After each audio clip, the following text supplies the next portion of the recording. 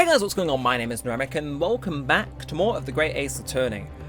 I think this is going to be the final episode. We're getting very close to the end of the case. So, without further ado, we're going to ask for some further cross-examination with the new evidence that we got given at the end of last episode. So, Objection. The jurors have spoken. Protocol dictates that you may not cross-examine a new witness now. The defense is not asking for the cross-examination of a new witness, rather to continue with one of an existing witness. What? It would appear this rather important detail has escaped your attention, Mr. Reaper. My lord. Requesting your lordship's permission to interrupt the cross-examination.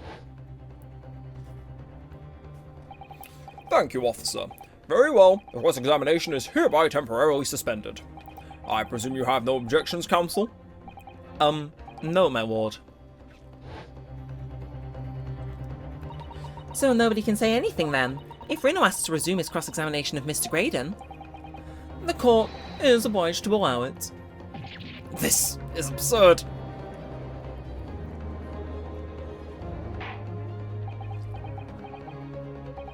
I would remind those present that this is my courtroom. I concur that the defense is entirely within its rights to request the continuation of the cross-examination.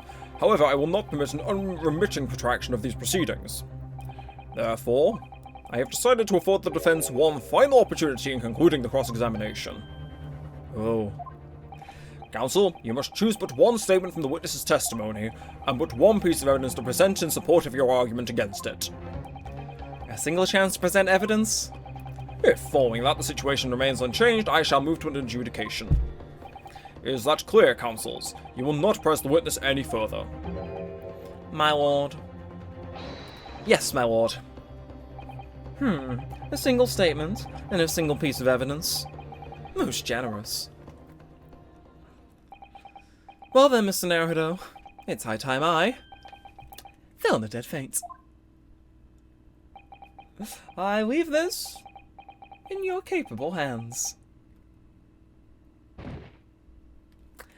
Good night, Sholmes. Mr. Sholmes!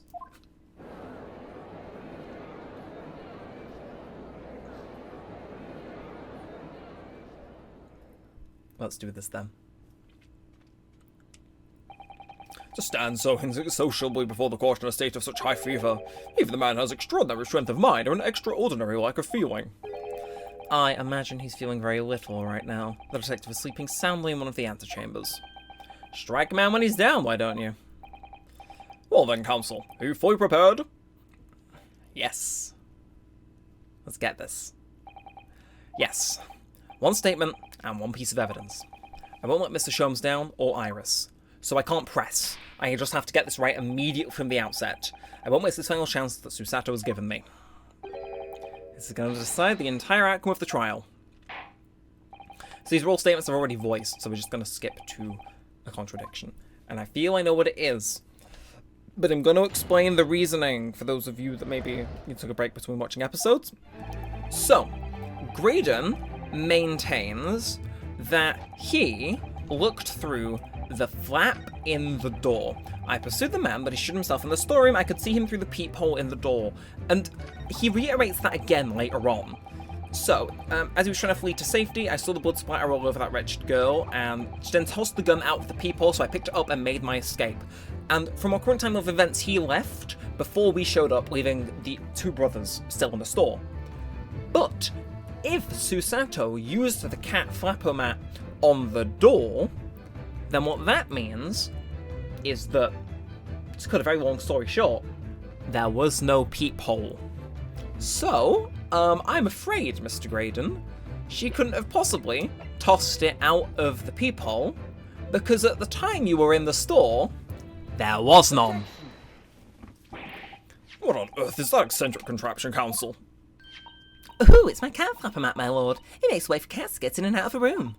It can go through any door you can think of, and make a little new door in the middle of it. That's right. It's a device for creating so-called cat flaps. Small doors for cats to come and go as they please, without their owners having to open the main door. I'm sure we can all work that out for ourselves. Ah! But that cat lover's contrivance has no possible relevance to this case. Oh, really? Of course it doesn't. To start with, there was no cat flap in the pawnbroker's door. Not being a keeper of cats myself, I'm afraid I failed to see what this has to do with the matter at hand. Perhaps it would help if I described its function another way, then. This contraption is able to create a peephole in any door you can imagine in practically no time at all. I beg your pardon? A peephole, you say? 2 nights ago, we arrived at the scene only minutes after the murder of Mr. Windbank had taken place. That's right. According to the paperwork at the yard, it was you, your Japanese assistant, and Sholmes. Yes, the 3 of us were together, and it's recently come to my attention that my assistant made use of this device at the time. Your assistant did what?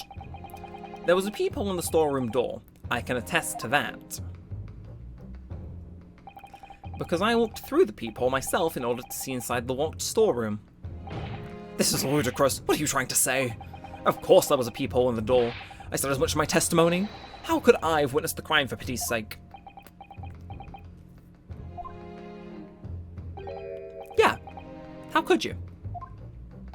What? Counsel, kindly say what you mean.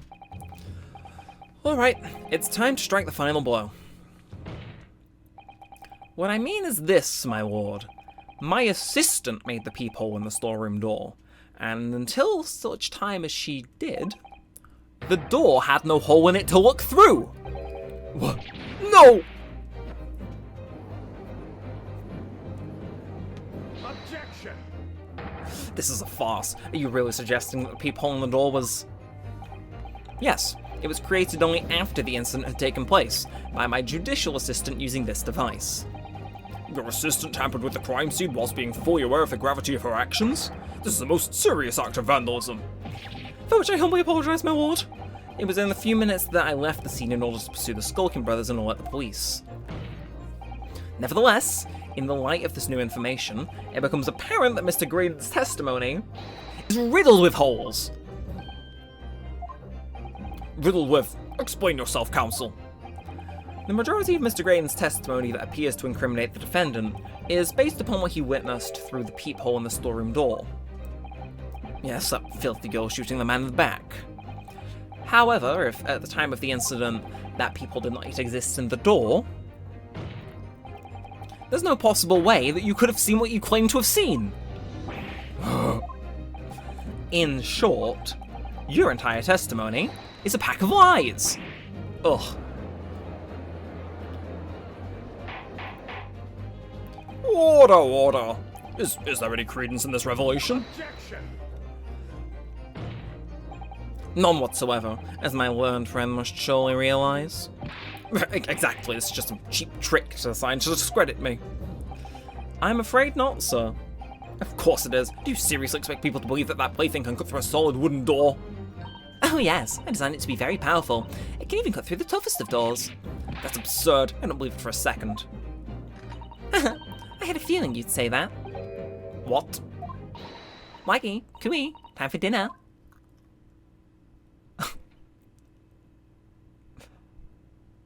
Hello, cat.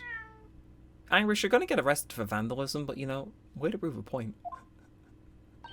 Well? Oh! Young lady, this is the Old Bailey. One does not make cat flaps in the oak paneling at the Old Bailey. I'm not done yet, don't worry. This doesn't mean that the peephole in the storeroom door at Winterbanks was made by your machine. And there's no way you can prove this it was. No, but it's easy. What? The cat flaps my cat flapper mat creates rule for 6 size, and the dimensions of the peephole at Winterbanks represent the exact match. Oh. Hehe. Also, he's lost for words. Excellent work, Iris. Thank you. And now it's my learned student friend's turn to be lost for words, I feel. I believe your judicial assistant's already left the country for your Eastern Island home. Well, yes, that's true. Then you may have some difficulty in establishing all of the facts. For the sake of argument, let us assume the peephole has dimensions that are a perfect fit for this contraption. In that case, when was the peephole cut? The prosecution demands proof of your answer. What is the purpose of your line of inquiry, Lord Van Zieks? It's very simple, my lord. The defense argues that the peephole was created after the incident using this device, but now that the perpetrator has returned to her native land, she cannot testify to the fact. There is no proof. Ugh. And for as long as the defense remains unable to prove when the peephole was made, my learned friend's claim amounts to nothing more than a baseless accusation. What? Indeed, that is so, Lord Van Zieks. Well, counsel? Don't give up now, Bruno. This is the time to create your own opening and force your way through. I don't know if I can do this, but I do know one thing. Susato-san is the greatest judicial assistant in the world. Very well. The counsel for the defense will present evidence to support the claim made. Proof that the peephole in the door of Winterbank's storeroom was created after the event and not before. We can do that, because we have some photos. So, this is 1 AM. Door. No peephole. But if we were to go ahead to a little bit later on... Why? I'm not sure about you, but, I can't quite put it down, but it appears that there's a square-shaped hole in the door in only one of them. What are you? A print from that detective's infernal cameras again? My judicial assistant, Miss Susato Mikotoba, is an extremely intelligent and capable woman, which is why I never had any cause to doubt that she would have considered this scenario and made sure I had the necessary proof.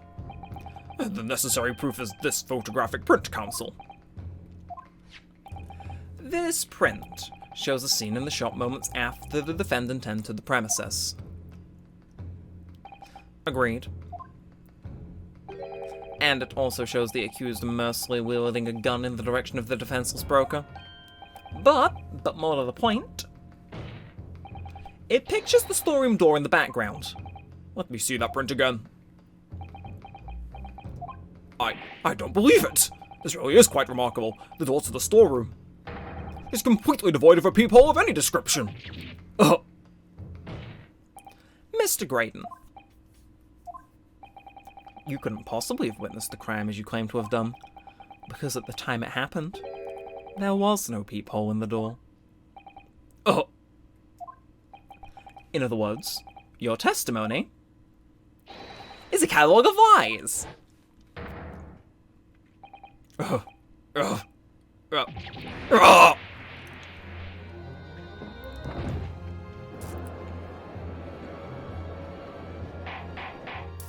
Order!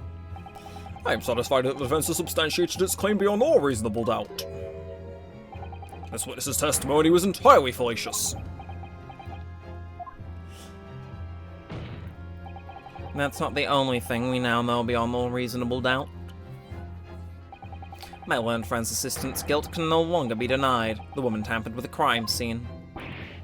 Well, but more importantly...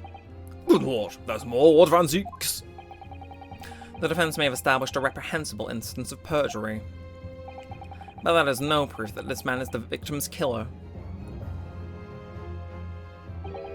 Yes, that's right. What? I was there at the scene, it's true. And I was shot in the arm, it's true. But that's all. Yes, in fact, if you look at the circumstances, I am the victim here. Oh, please. No! I don't believe this. But they're right. As it stands now, I don't have any definitive proof that he is the culprit. Still, he can't worm his way out of it now. Iris? You know what they say. There's no point locking the cat's door after the cat is bolted. Is that right, Bruno? Oh. As Hurley says. One lie begets another. No, wait. That might have been the line I wrote for him in one of my stories. Well, no matter who said it first, you're right. Mr. Graydon, not only did you give false testimony to the court, but the lies you told make no sense. Make no sense? What do you mean by such a remark? What you said in your testimony reveals that you know something you shouldn't have known. In other words, there is a fundamental inconsistency in your statements. What? Objection! This is provocative, court counsel. Won't you enlighten the court? Explain this alleged inconsistency. Iris was right. One lie begets another. The inconsistency is revealed by the lies in the witnesses' statements. They show that Mr. Graydon had knowledge of something he shouldn't have known anything about. Namely, the peephole, third gun and blood. Oh, okay, that's... Could that be any of them, actually? Oh, I actually don't know. Because, okay, peephole, did he come... Yeah, no, because bloodstains is on the coat, you can kind of infer. And third gun, I think he's bullshitting about. So yeah, no, if he didn't return to the scene of the crime, there was no way he'd know about the peephole. The point is not that you lied in your testimony, Mr. Graydon. It's the nature of the lie you concocted that is so revealing. You're not making any sense. Then let me ask you a simple question. How is it, Mr. Graydon, that you knew of the existence of the peephole in the storeroom door? What? Well, obviously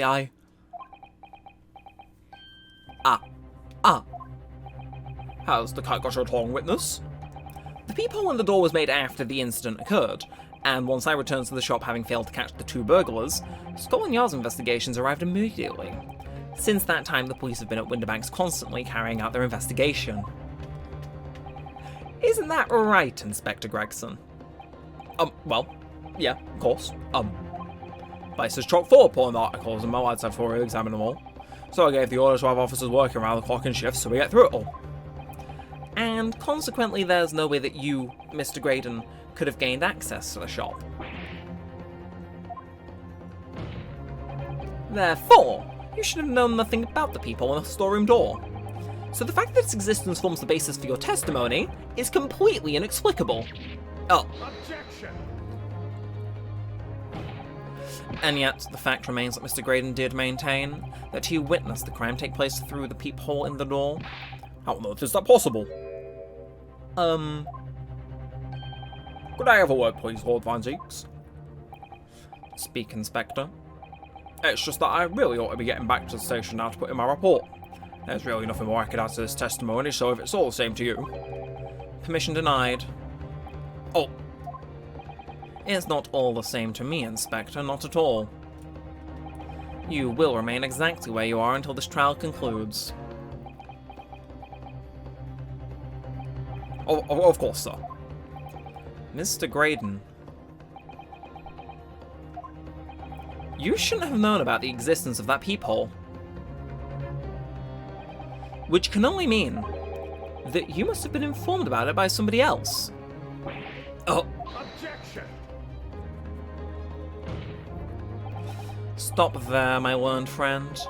You realize, I trust, that the words you just uttered have extremely serious implications? Yes, but the defense believes that the details about the case that Mr. Graydon claims to have seen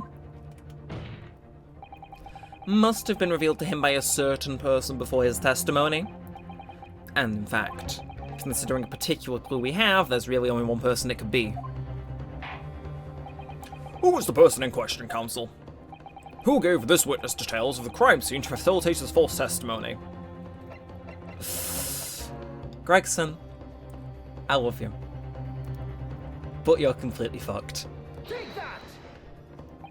The truth is, it can only have been you, Inspector Gregson. Me? Objection! You had better have some proof to substantiate such a rash claim, my learned friend. Consider the fact that we've only been aware of Mr. Ashley Graydon's identity for the last few hours. We learned of it only during the course of the trial today. Indeed, preparations for his testimony were made with great urgency during our 1-hour recess, while the police executed the subpoena and brought the man here from the communication station. And until that time, Mr. Graydon would have had no idea. No inkling that he would suddenly be required to appear in court. Are you suggesting this until such time as he was summoned? Yes, my lord. Until then, it's reasonable to assume he knew nothing of the peephole. It was only once Mr. Graydon was in the stand that he realised his position. That he would have to defend himself against the accusation that he was the third intruder. You're suggesting to the court that it was while this trial was in progress that he received the information, so that he could commit perjury in order to save his skin? Exactly. And the only person with knowledge of the investigation that had any contact with him is you, Inspector Gregson. This is a blooming outrage. Why would I be giving away details of our investigations, this fellow, eh? I was summoned to his lordship's chambers during the recess in any case. Have you forgot about that? Quite true. I had a number of questions regarding the events that had transpired at the pawnbrokery. Which means the first time these two laid eyes on one another was after proceedings resumed following the recess. Since then, they've been in full view in the stand, where such illicit discussions couldn't possibly have occurred. Oh! Ooh, I've just remembered something, Runo. What is it, Iris? There was one time before, wasn't there? I think it was when Gina was testifying. Oh, yeah, now that you mention it. When the bailiff was dispatched to retrieve Mr. McGilder's music box from the scene of the crime. That's it! It was during that testimony. I remember finding it strange at the time. Mr. Graydon and the inspector seemed to be having some kind of secret discussion.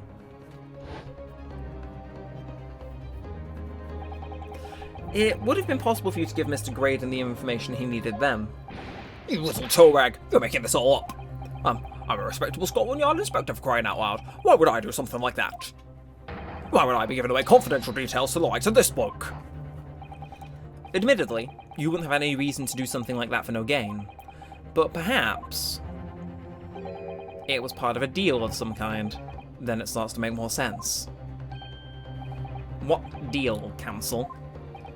I wonder if perhaps in exchange for details about the peephole at the scene of the crime, Mr. Graydon agreed to give a certain something to the inspector. Oh. I'm sure I need not remind the inspector that if found to be true, striking a deal of any kind with a witness would be considered a gross case of maleficence. Objection! It's becoming clear that jumping in with accusations is this Nipponese student's specialty. I don't do that. But with the stakes so high, the prosecution is not prepared to listen to baseless charges. It is incumbent on the defense now to present evidence in support of this diabolical claim. Evidence? Just what are you proposing that the inspector demanded of the witness in return? The court must see proof of this alleged deal. If Inspector Gregson really did strike a deal with Mr. Graydon, then logically there's only one thing he could have asked for.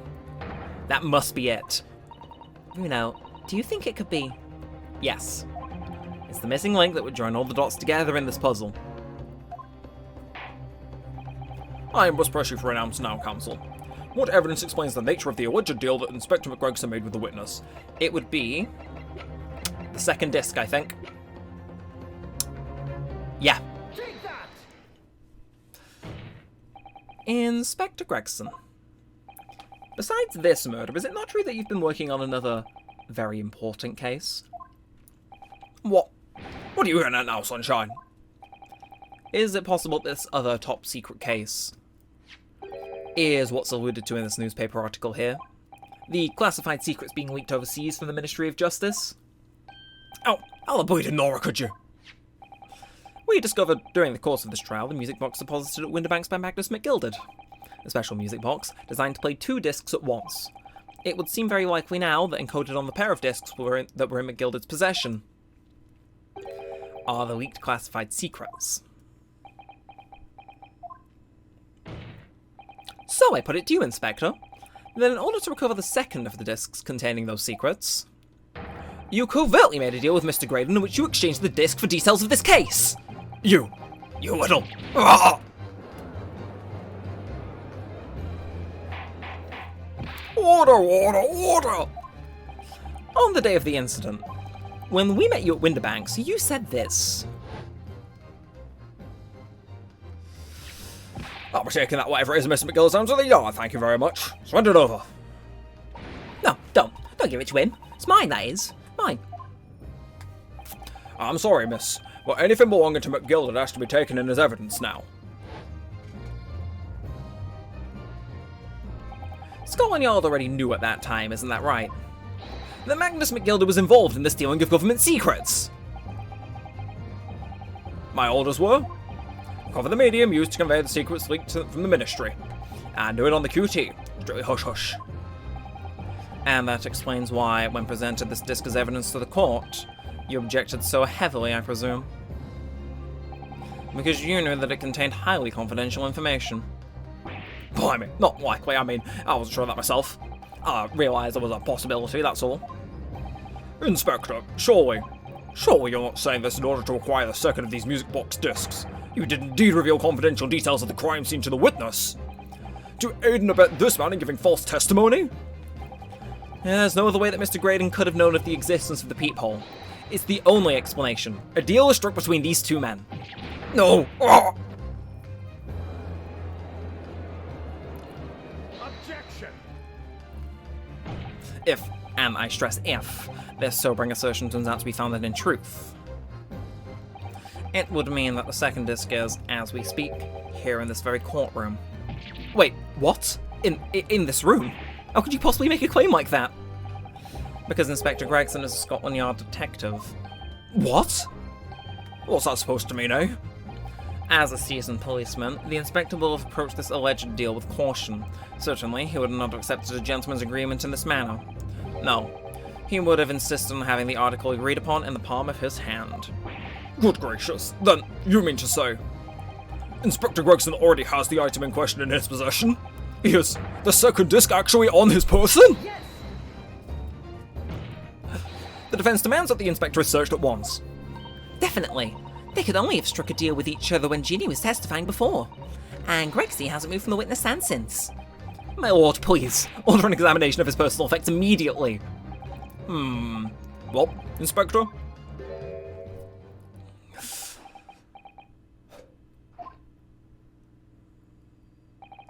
This young lad wants to tone down his imagination. He's insulted me and my profession quite enough.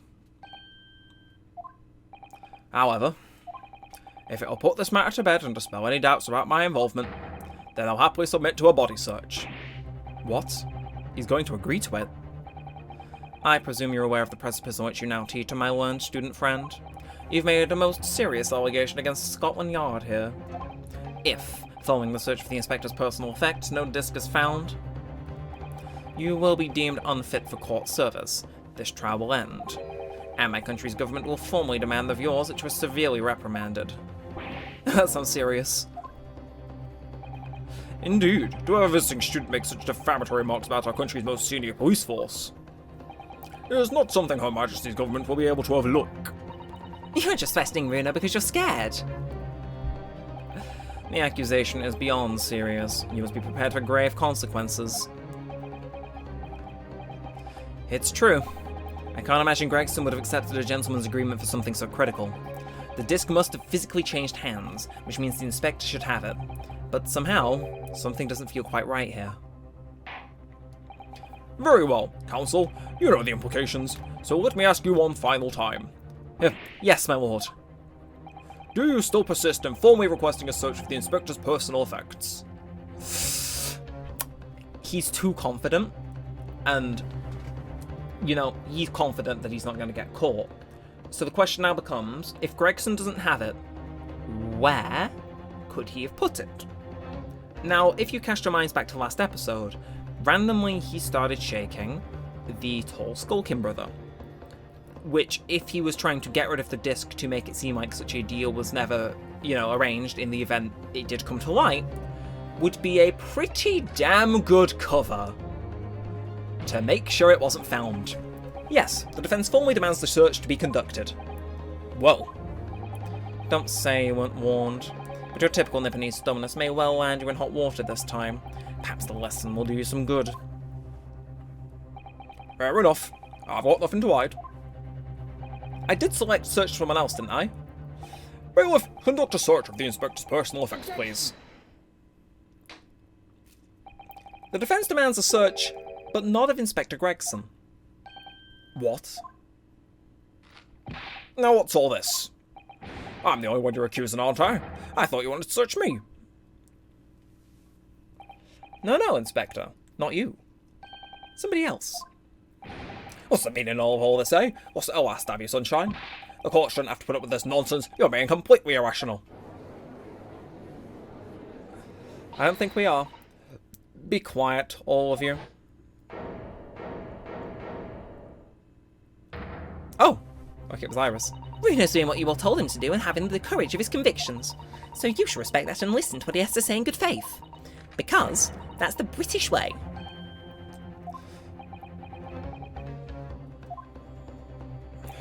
Well said, young lady. Indeed, this court is in awe of the defense counsel's conviction and eagerly awaits his next words. You what? Now, don't be hasty, my lord. If I'm not mistaken about things I've seen in court today, I'm fairly sure that I know who has that disc at the moment. There's only one person it can be. Counsel, of whom do you request this search now?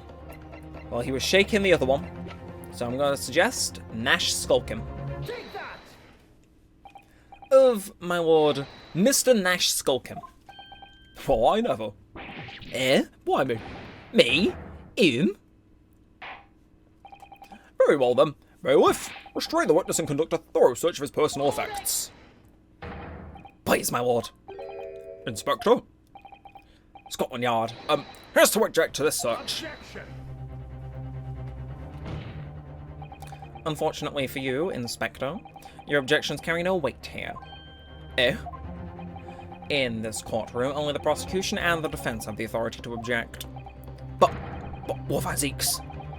I have no idea what forces are in play that might influence your actions.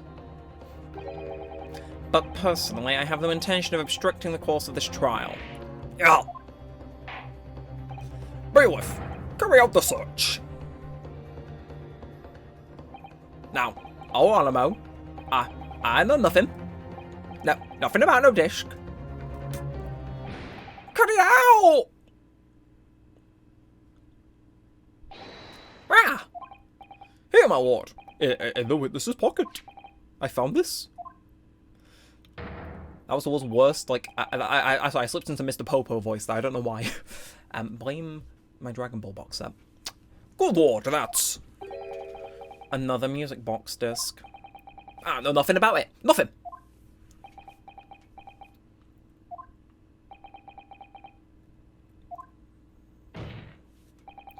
That is the second music box disc left behind by Magnus McGilded.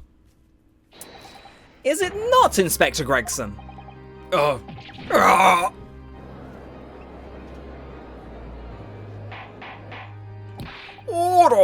Order. Mr. Skulkin, what do you have to say for yourself? Go on, Bennett. Go on, Flaming Bennett. I swear I don't know nothing about that disc. Honest to God. Counsel, would you please explain what exactly is going on here? The alleged deal that was struck between this witness and this detective, no? Without question, my lord. Then, for pity's sake, why on earth was this man in possession of the disc the inspector traded for information? Inspector Gregson is a shrewd, calculating man who rarely loses his composure, but at one particular point in this trial he exhibited some unusual behaviour for a brief moment. I don't recall. What's unusual behaviour? It was... yes, during my cross-examination of Mr. Graydon. Tell me, Mr. Graydon, when you left the pawnbrokery that night, was there by any chance with the second disc in your jacket pocket? I admit nothing of the sort. While Mr. Graydon answered my questions, the inspector appeared to have grabbed Nash Skulkin by his coat and was shaking him violently.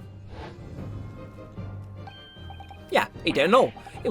Thought noggin was going to fall clean off, I did. I was wishing. I'd been born as my brother, I was. And what exactly happened to make the detective attack you like that? I ain't got a clue. It suddenly turned and grabbed me like that and started shaking me. My blazes, didn't you mention the third gun when we got down to the station? That's what he said. You had it right down my ear, all you did. My ear's still throbbing now. The way the detective behaved then was extremely out of character, but looking back now, it must have been then that he did it. That was the opportunity Inspector Gregson created for himself in order to hide the disc. Well, bless my wig, he hid it? You. But I'm afraid I failed to comprehend the motive here. If the detective had acquired the disc he was after, why on earth would he then proceed to hide this in another man's pocket? This is a court of law. He could have submitted the item as evidence.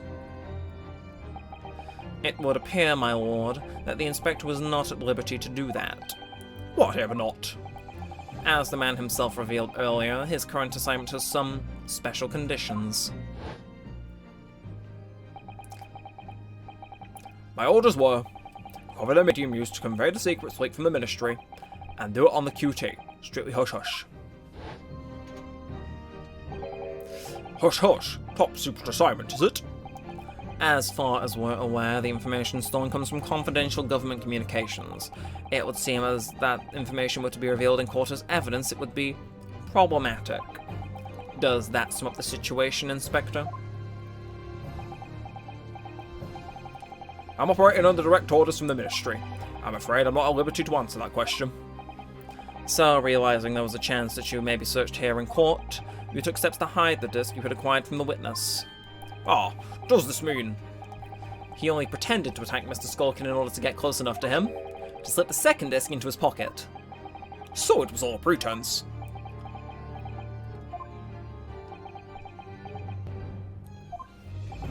Well now, Inspector Gregson, and you, Mr. Graydon, are you prepared to admit the accusation made against you of this alleged deal?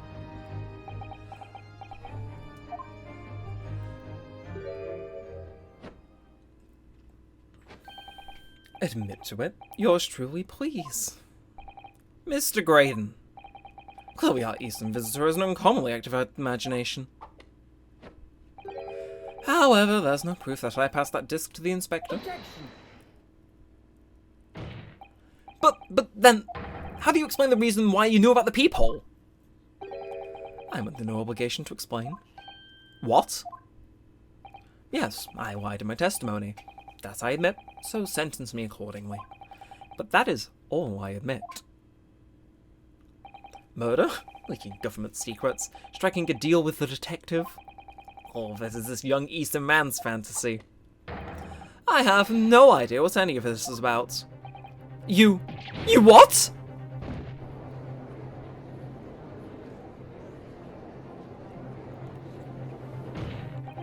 Well, what about you then, Inspector Gregson? Do you admit to making a deal with Mr. Graydon in order to acquire the disc? Ladies and gents of the jury, as a Scotland Yard Inspector, I will declare this and nothing more. Oh. I am acting in the best interests of the country. Whatever I've done, it's been in the name of justice. So, as members of the public of this fine country, I'd like to think that justice will be your guiding light when you're making your decisions.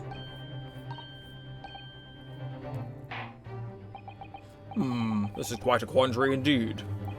Rarely have I encountered such extraordinary tumultuousness in the concluding of a trial. Nevertheless, in the absence of any further evidence to be presented, I believe it is time that we put the matter to the jury for their final leanings. Well now, as a fellow servant of Queen and country, I must say I sympathise with the old inspector. Yes, he's a dependable man, I'm quite sure. In service, one becomes a good judge of character. Even crossing your eyes doesn't help when it comes to looking at this case. It's all blurred to me. Well, as a fellow professional, I'd like to put my faith in the detective, really. Graydon's a highly skilled operator. Stop. Currently in presence of idol. Stop. Detective has very much trust in eyes. More than this, I cannot say. I don't believe it. These 6 jurors are... They're going to believe Gregson? If they declare the decision now. Is Gina going to be found guilty? If I don't manage to produce some definitive evidence right now, then we're going to lose. Either some proof that Graydon killed Mr. Windham or stole government secrets, or some evidence to force Gregson into admitting that he struck a deal with the witness. Well then, counsel, I think it's time I impose the jurors to declare their final decisions, no? That is, unless you have some compelling evidence you have thus far not presented to the court. If I let the judge call on the jurors to announce their leanings, Gina will be found guilty. So there's no choice then, Bruno. You have to throw some more evidence at them. This is it now. It all comes down to this. Who do I present evidence against? Gregson or Graydon? Graydon. No, shit! Nope. Sorry. I got the names mixed up. Oops.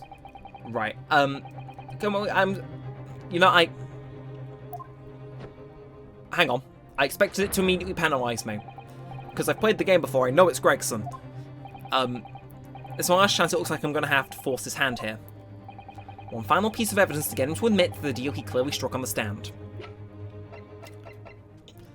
If we have the music box, and we know it can play 2 discs, and we have both discs, well, if there are government secrets, then it sure would be a shame if we fucking played him in court.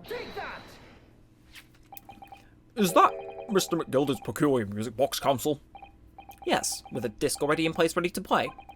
I think perhaps now would be a good time to listen to the sound produced by the music box again. Only this time with the second disc we've just discovered set in place as well. Goodness, this disc console? No, wait, no, I can't let you do that. Why not? Because it's got nothing to do with this case, and that's why. Not true, Inspector. The defense has already proposed that the sounds heard by the court earlier from this music box were part of a Morse code message. We know that Morse code comprises of 2 distinct tones. The defense believes that the second disc contains the second tone needed to complete the message, and now we have a chance to confirm that theory. For crying out loud, Sunshine was talking about secrets here. If you were letting the whole courtroom hear confidential information just like that, it's treason. Then do you admit to the charge? Then in order to protect those state secrets, you engaged in unlawful dealings with the witness. You're mad. If you let that secret information out into the public domain, you'll be making an enemy of the entire British government, you idiot.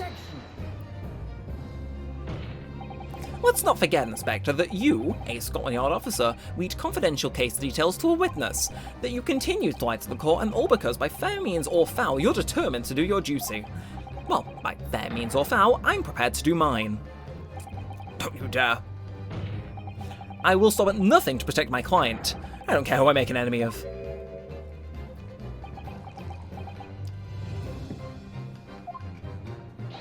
My lord, if you please. The court must hear the sounds made by that music box. Come on, Fancy, for Pete's sake, stop him. Objection! Inspector, you should know my methods by now. I'm a prosecutor. I'm no Scotland Yard puppet. In this courtroom, my duty is to the law, so let me propose a toast to uncovering the truth. By fair means or foul. No!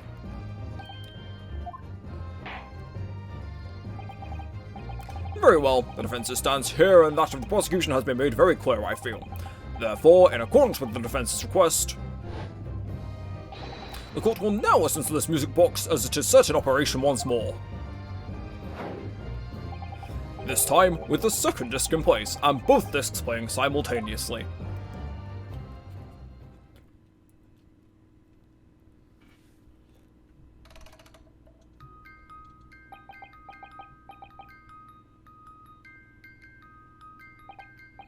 Oh, listen to that. It's unmistakable now. It's Morse code.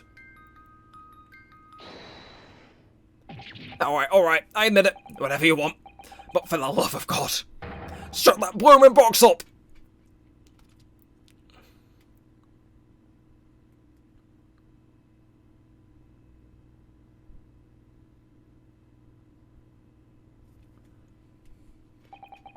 Let me ask you again then, Inspector Gregson. Did you, or did you not, strike a deal with the witness next to you in the stand, Mr. Ashley Graydon? Specifically, did you furnish the witness with confidential details in exchange for this music box disc? Did you reveal the existence of the peephole in the pawnbroker's storeroom door, Inspector? I did. Stop! What are you doing, man? It's all exactly like the unleashed and lawyer said. And the trial resumed after the recess, and we were stood here in the stand together. That's when he approached me with a deal.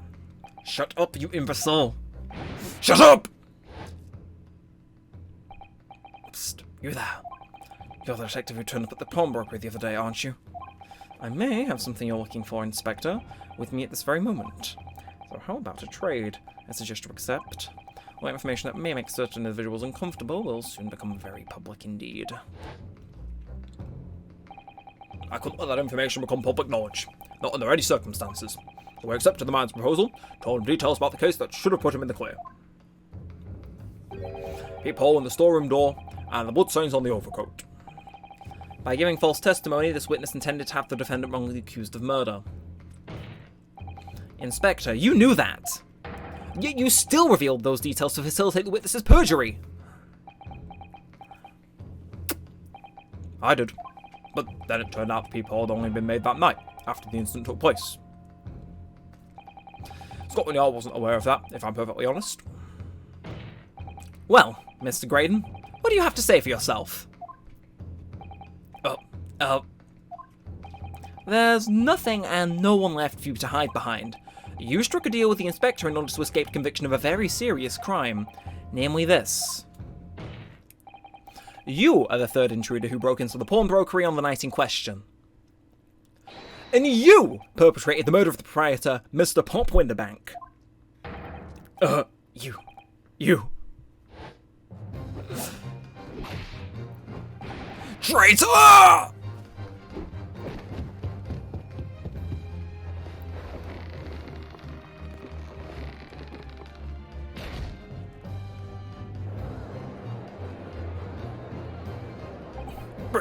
Bailiff! Restrain that man, at once!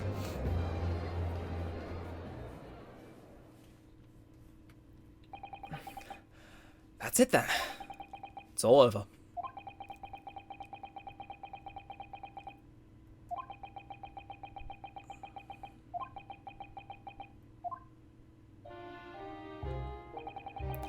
I despised my life growing up. Those slums are vile places. I was cursed from birth, born into poverty, the son of a penniless artisan. My parents did nothing but quarrel all day long. What little money they had was never spent on me.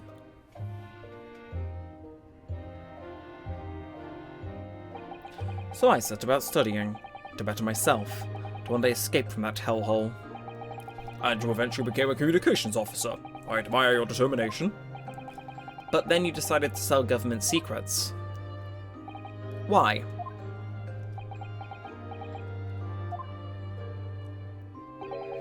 Isn't it obvious? Because I wanted more money. Even now, years later, the nightmares of my life in the slums wake me in the small hours. I wanted to drown them out, with more money than anyone who lived in that squalor could ever imagine. Then one day, I met him. Mr. Magnus McGilded. You're a theme with a queer talent, so you are. I'm ready to throw you away if you're interested. All you need to do is go on with me little plan now. I was to steal the Ministry's telegraphic message logs, and Mr. McGilded would buy them for a handsome sum. As I was responsible for inspections of the Ministry's communications office, it was a simple enough task.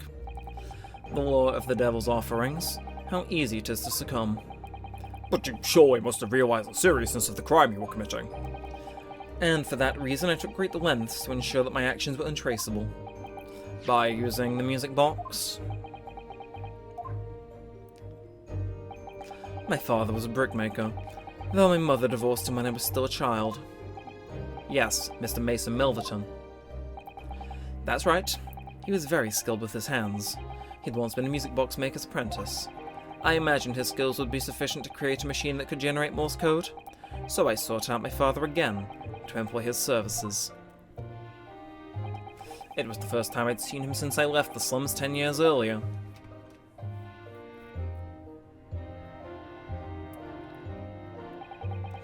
Look at you, Ashley. What a fine gent you've become, eh? He was a different man than the one in my memory, a thin, frail old man. But poverty had never broken him, never corrupted him like it had me. I was sure he wouldn't help me if I told him the real reason, so I made up a story. I've got some work for you, Father. I need some music box discs made. Music box discs, eh? A musician friend of mine has written some music he wants to sell to the public. I've brought the score with me. There are 2, actually. I'd be delighted, son. It's been 20 years since I did any work like this, though. Fetch me my tools, would you? They're in the loft. That's how I had to make the 2 discs.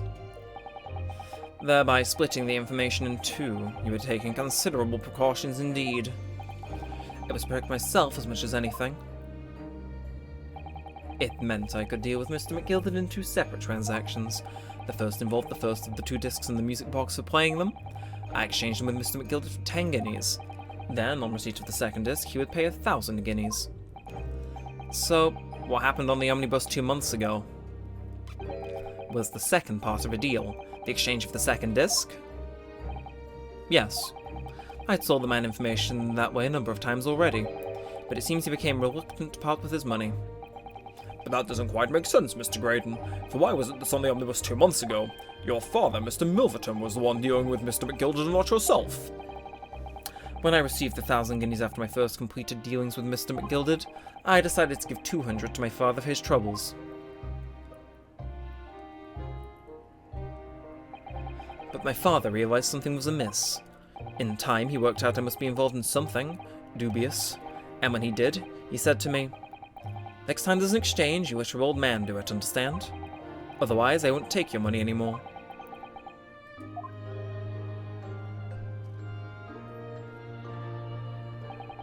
That was my father's way of dealing with it, I suppose. Climb into the omnibus, hand over the second disc, then take the money from Mr. McGilded, that's it. He had no idea what was actually on the discs I'd asked him to make, he never knew. Just like I'll never know why everything went so horribly wrong that night. All I know is that the disc was taken from him, and he never returned home.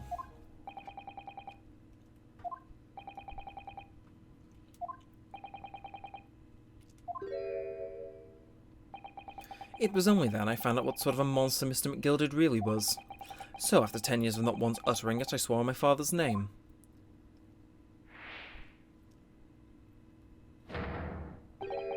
To exact revenge. Revenge? As anyone with even the remotest knowledge of the man will no doubt be able to imagine, Mr. McGilded brought all his wealth and influence to bear in the most despicable of ways. To crush any semblance of justice in his trial. The crime scene was tampered with, evidence was fixed, and the witnesses were bribed. That trial 2 months ago was a farce from start to finish. My feet had barely touched British soil back then, and I walked into that hornet's nest completely unaware of the sinister background to it all. I'd made plenty of money out of my dealings with McGilded by then, so I spent nothing in my arrangements 2 months ago. I knew exactly who to hire. If you're willing to pay the price, there are people in this city willing to do anything you ask. McGilded himself had shown me that. Are you saying that... I think you have the picture now. After he twisted everything to his favor in this courtroom to ensure that he walked free, I took matters into my own hands and delivered the justice that monster deserved. That tragic accident following the trial here 2 months ago was planned and executed by yours truly. McGilded's death that day was caused by this man? Everything is ready, sir, if you'd like to follow me into the courtroom. What's this, officer? 'Tis sooner than I was led to believe. I hope it's not inconvenient, sir. There were just some changes to the schedule. Well, I must be making tracks now. 'Tis time for the inspection. They're going to examine the omnibus again, so I'm told. I asked if I could be present for it myself.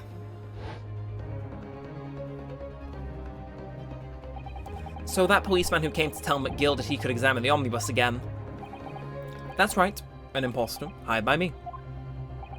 McGilded used his wealth to manipulate the trial. He paid people to adulterate that omnibus with all manner of false evidence. He threatened witnesses to lie in their testimony.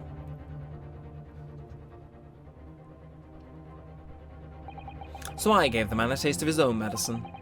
Once the omnibus was drowned in paraffin, one of my sham policemen ushered McGilded inside and sent him on a one-way journey to hell.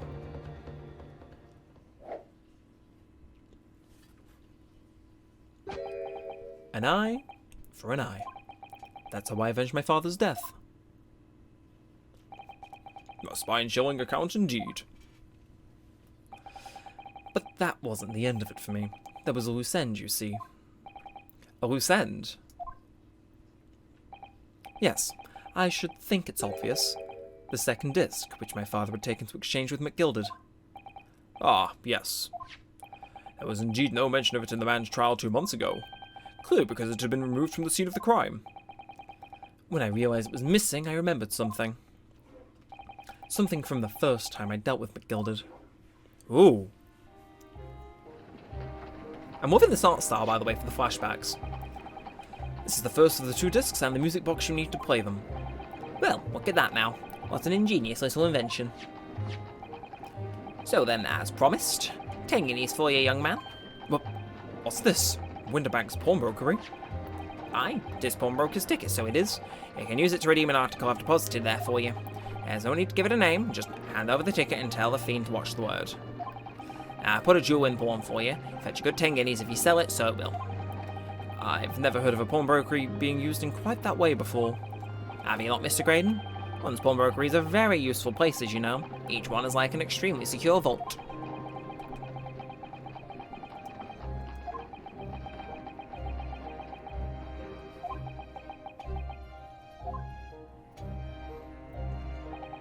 So I knew that if he'd taken steps to hide the disc, it would be in that pawnbrokery somewhere. And that on the night he killed my father, he must have entrusted the ticket to someone. Yes, to Gina. I remember now that when we first met you at Winterbanks that afternoon 2 days ago, you had a description of Miss Lestrade written down. How did you know who you were looking for? From the trial, that pickpocket's testimony was clearly peculiar. Anyone could see that. I realized immediately that she was another of McGilded's pawns. They must have threatened her somehow. I was fairly convinced it would be her who had the ticket, so I started to make some inquiries.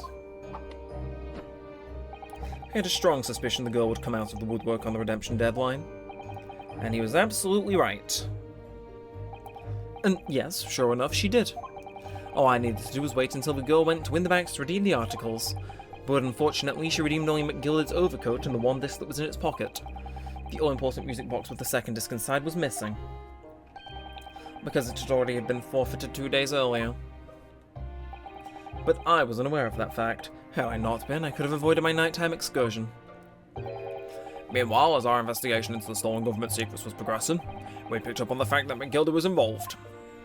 Inspector! You recovered fast. Well, it was to recover the stolen information as quickly as possible, so we started gathering the fellow's possessions and examining whether we could lay our hands on. We had a full-scale investigation going at the yard, but we had to keep it as quiet as we could. Then, when the inspector here took the disc from me in the pawnbrokery that day, I became nervous. I was sure the music box and second disc were still there in the shop somewhere, so I knew that it was a race against time. I had to find those articles before the police did. So that's what prompted you to break into the place that same night. With the help of your old friends, the Skulkin brothers. What happened that night in the pawnbrokery? I can only describe as a nightmare. While Nash and Ringo were searching the counter, I had located the music box I'd sold to McGilded on the shelves of forfeited articles. And the second disc was inside. Yes, I'd slipped it into my pocket with a very deep sigh of relief. But then, something entirely unexpected happened. What are you doing in my shop?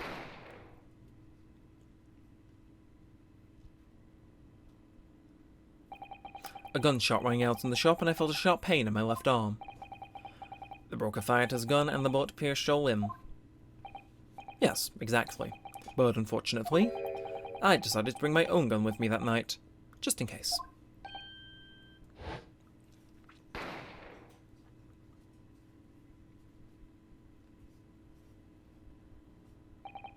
Before I knew what was happening, I'd fired back. The man had already turned to flee. I hadn't intended to fire in his direction, much less kill him. But unfortunately for both of us, the bullet hit home. It struck him in the middle of his back as he fled through the storeroom door for refuge. A sorry, sorry tale. It all took place in the blink of an eye. I don't imagine Nash and Ringo even realized what had happened at first. I was terrified, so I fled. And that's the whole story. That's everything that happened at Winterbanks on that wretched night.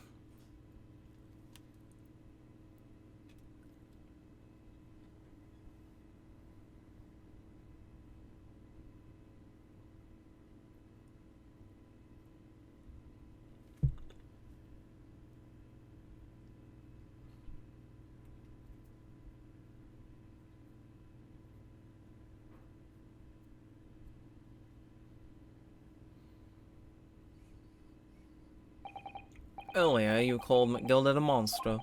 A man who used his wealth and influence to distort the facts and escape justice for the crime of murder. What tragic irony. For what you have done is exactly the same.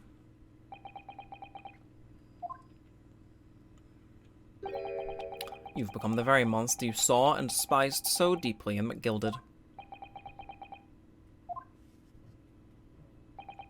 Yes, I think I have.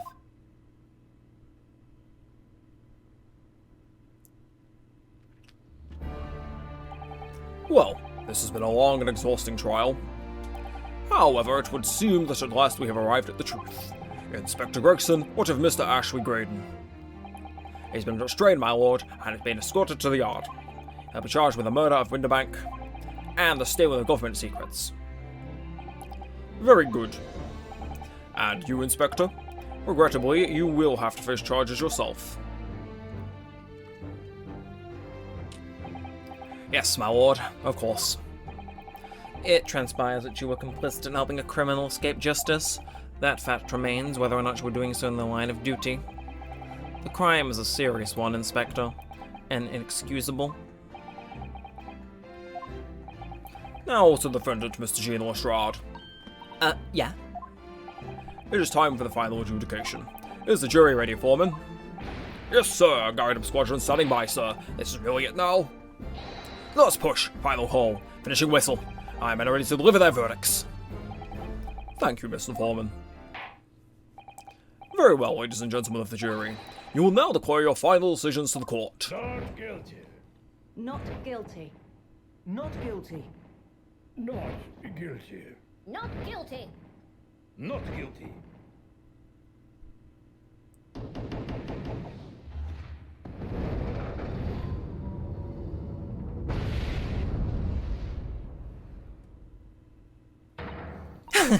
That's stuff. I'm off the hook. Finally, Bruno, you managed to do it. Finally is the word. I wasn't sure if we'd come out on top for a while there. Susie was right. You're the best lawyer in the world. Miss Lestrade, I am not finished with you yet. Eh? What? What are you looking at me like that for?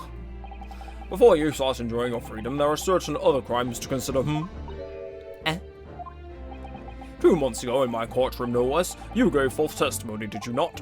And in relation to the trial today, not only did you unlawfully enter Winterbank's pawnbrokery, but you also attempted to spawn with Mr. McGilded's property, it seems. Eh? I never did nothing of the sort. Of course not. It's not like you were gleefully wearing Mr. McGilded's coat in your cell yesterday or anything. No, and just when I was getting excited about throwing a party for Ginny this evening. And turning our attention to the defense, determining that, when played together, the music box discs contained a message in Morse code was, well, it was certainly a most unexpected revelation, counsel. Quite so, my lord. The prosecution was caught entirely off guard. In fact, I think we should applaud my learned friend's courage here today. I propose a toast to demanding that the government secrets be disseminated before the entire courtroom. Oh, very sorry about that. It was the only way I could get Inspector Gregson to admit what he'd done, so... If I may say something on that point. Isn't that... It's, about the sounds produced by the music box before. I do wonder if that really was Morse code at all. What? What are you saying, madame? Oh, well, it's just that I'm really rather fanatical when it comes to Morse code, you see. So much so that the whole world seems to be covered in dots and dashes to me, in fact. Goodness, madame, an unhealthy level of obsession one feels. But I must say that, in my opinion, that sound produced by those 2 discs were nothing more than that. A meaningless series of 2 different tones. What? Can that really be? It wasn't Morse code after all. My lord, the defense would like to listen to the music box again. Are you off or not? How many times do I have to tell you? Those discs contain ministerial secrets, Sunshine. This courtroom is not an appropriate forum to discuss the nature of the government communications. We know McGild has conspired to trade national secrets with our enemies, secrets acquired from Mr. Graydon. Now that man has admitted to his crimes, we have no need to pursue the matter further. Ugh, but it's really gonna bother me. Mr. Strahd, Yeah, my lord. that which you have been sent here today in this courtroom has been extremely disturbing. Falsified evidence, intimidation, perjury, a grim catalogue of depravity. An appalling experience to befall any child. Come on, it ain't nothing I don't see most days in the back slums. I beg your pardon. If you're weak, you pay for it. That's just how life goes. Gina. But look, I reckon I've worked something out today. World ain't fair, but if you want it to change, you gotta start at home. You gotta change how you are yourself. Well, that's a very laudable lesson, I would say. I eagerly look forward to the born-again Mr. Strahd never gracing my courtroom with her presence again. Now, with regard to the murder of Mr. Pop Winterbank, proprietor of a pawnbrokery business on Baker Street, I hereby declare the defendant, Miss Gina Strahd, Not guilty.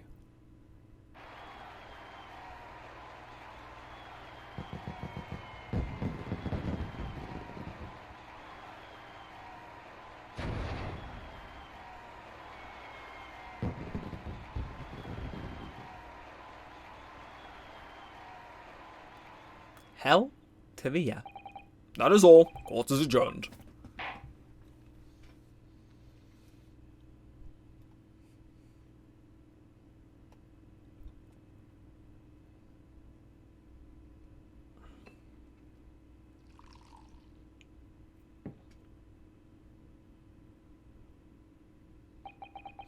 On a personal note, I must say you've surprised me, my far eastern friend. Ah. Oh! Despite being a Nipponese, you saw through the pretense to the malice that festered within this Englishman, and at the same time saw through the grime to the surprising heart of your English client. You have a curious tale for judging character, especially considering our very different cultures.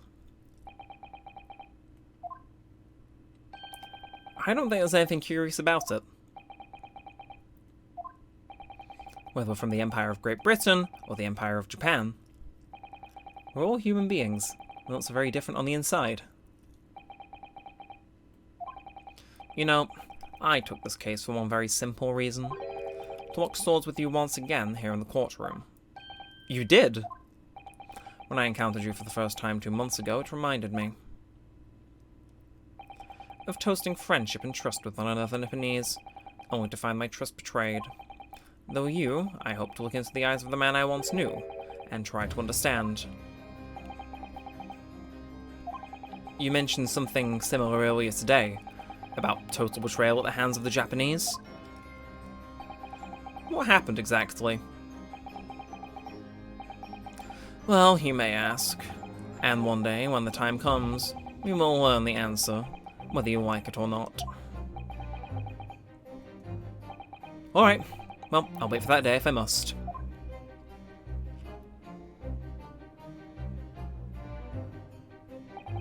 Coming to be known as the Reaper of the Bailey, and my retirement from service 5 years ago, it gives me cause to wonder if our meeting has some deeper purpose. So, farewell, my learned Nipponese fellow, until we meet again.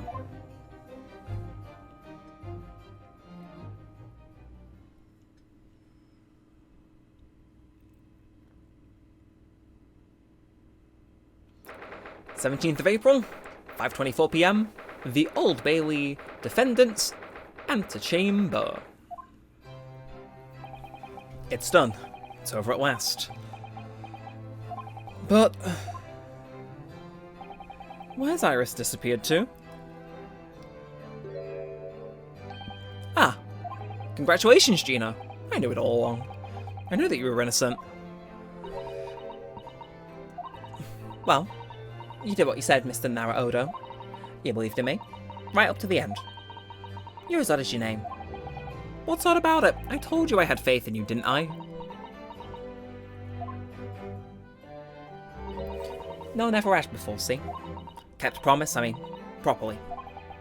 That's awful. I figured something out today.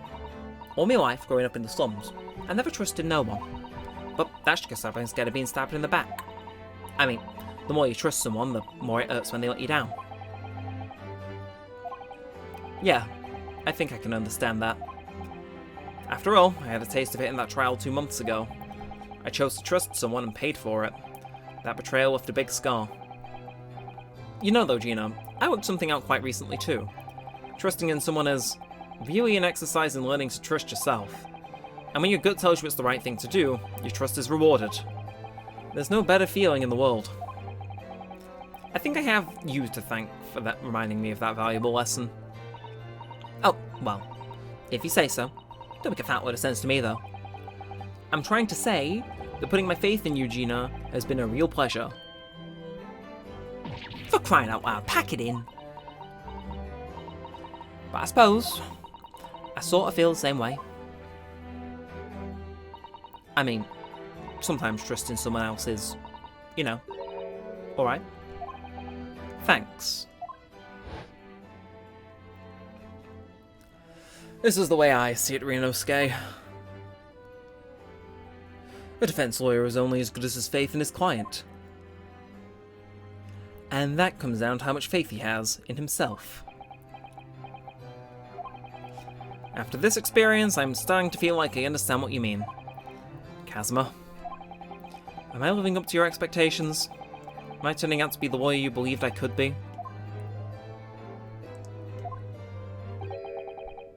Pardon the interruption. But what the deuce does a man have to do to be noticed around here, my dear fellow? Ah, that voice. It's too late for that voice now, Mr. Naruto.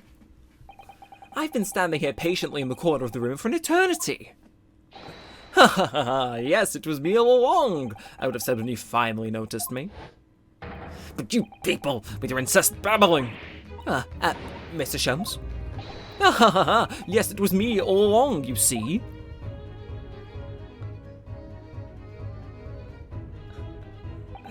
I'd assumed you'd been taken back to hospital, to be honest.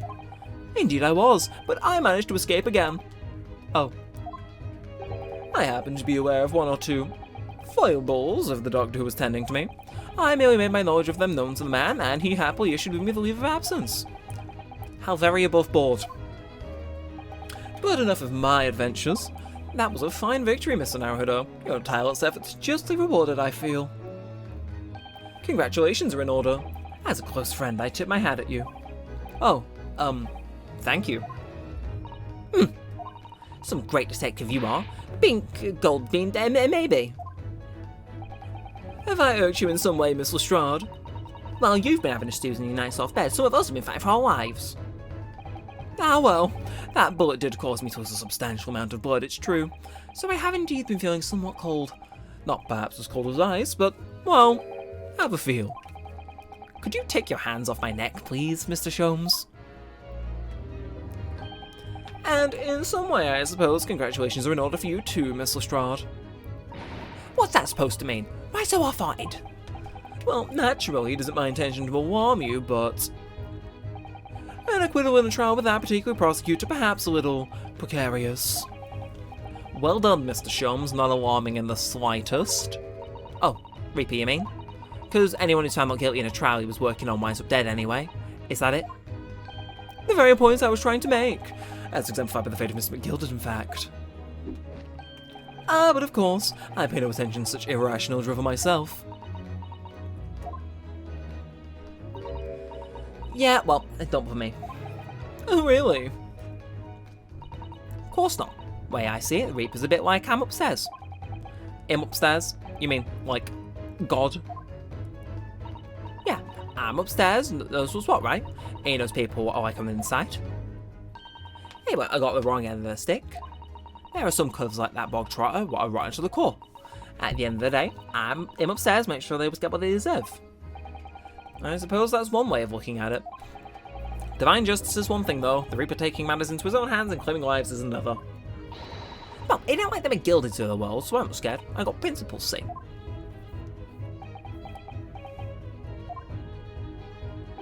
A trait in you which is to be admired, Miss Lestrade. Oi, just give it a rest, alright? As I was saying, congratulations are in order. The news of your acquittal was very welcome news to me indeed. Let me express my heartfelt congratulations, Gina. Well, There you are, Hurley. How long have you been here? Honestly, I went to the main entrance especially to meet you there.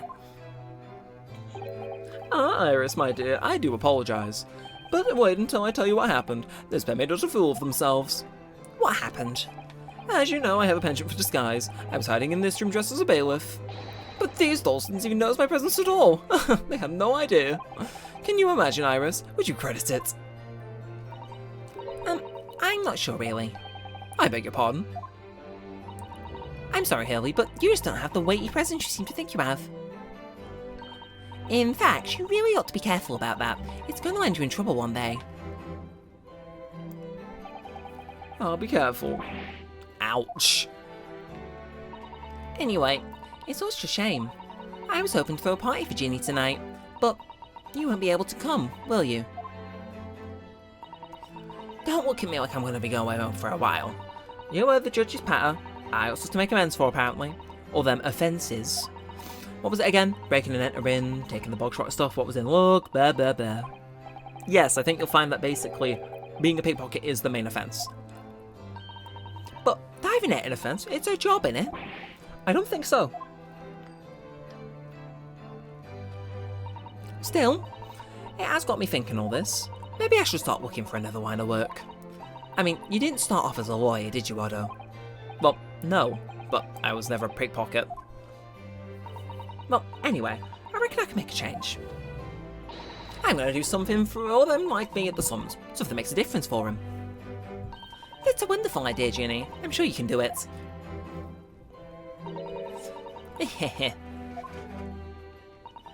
What is it?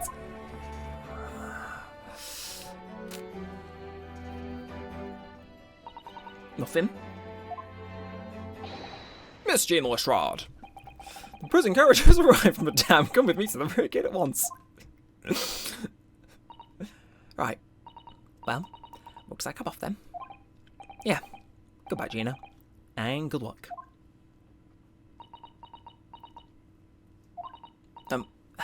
Odo. Yeah?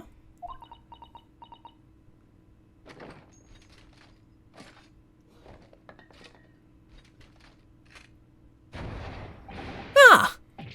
What was that for? I don't know. I mean, I know what to say, so, indeed. Perhaps the situation calls for a phrase hitherto missing from your vocabulary, Miss Lestrade. Eh? On occasions such as this, I would recommend a simple thank you. Oh. Oh, yes. It's good advice, Ginny. Right, I see. Well.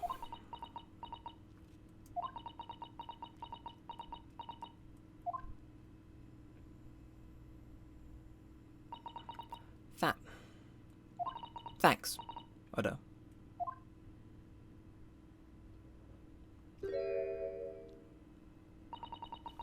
Thank you for everything what you done. For believing in me. Not at all. In fact, that should be my line. Thank you, Gina.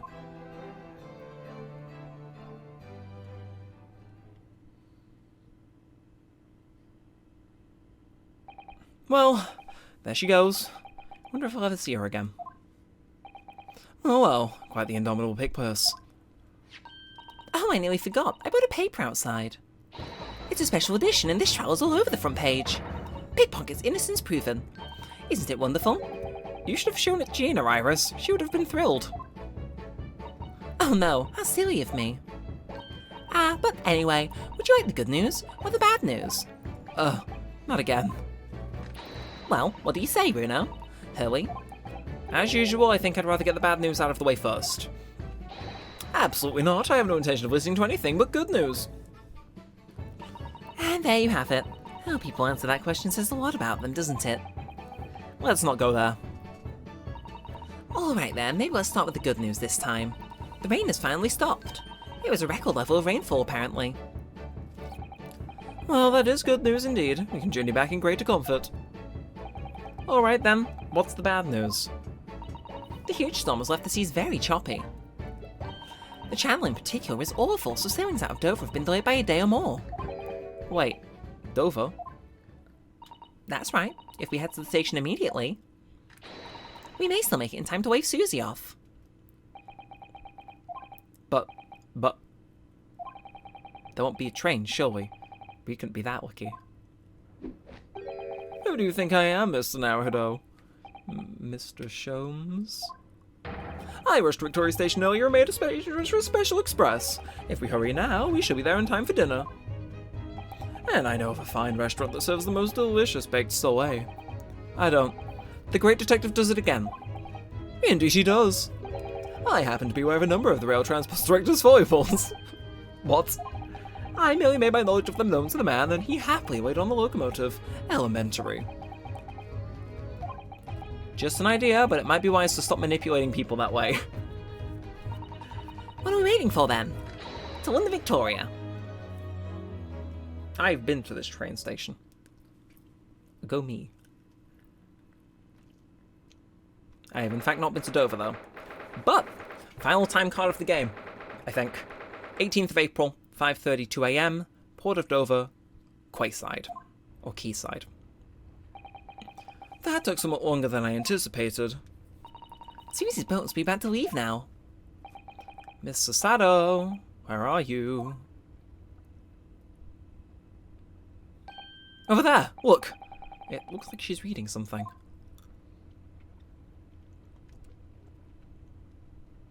Hold it! Mrs. Sato, wait! What are you doing?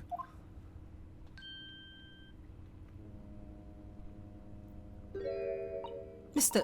Naruhodo, what are you doing here? We came as soon as we could after the trial. I mean, we heard that sailings were being delayed due to the bad weather, you see. Oh, I see. Then tell me, how did Gina's trial go? It went well. She was acquitted.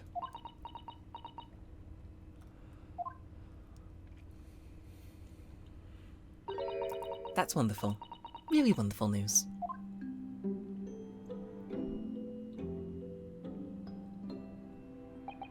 The book you were about to throw into the sea. It was your Encyclopedia of British Law, wasn't it? Oh dear, I was hoping you hadn't seen that. I'm not worthy of practicing law in any way now, so I was saying my final farewell. You were saying goodbye to law. You, Susato-san? Would I be correct in assuming it's because of the peephole, Miss Susato? I deliberately altered the scene of a crime, and then I tried to hide that fact. What I did is utterly unforgivable. That reminds me. How did you even come to have this, Susie? On the evening of the incident, Mr. Sholmes had invited Gina to dinner, if you remember.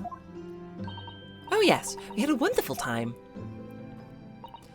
Well, Gina gave us a little introductory lesson, didn't she? To the art of pickpocketing, I mean. Oh, that was so much fun. I still ruined his armband. Yes, please don't do that again, Iris. That band's very important to me.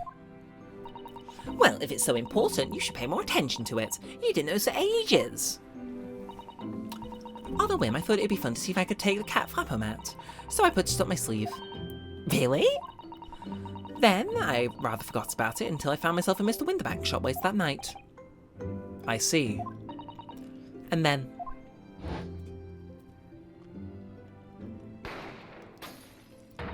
Ah! Mr. Sholmes! Mr. Sholmes! Leave me, Mr. Naruhodo. Right.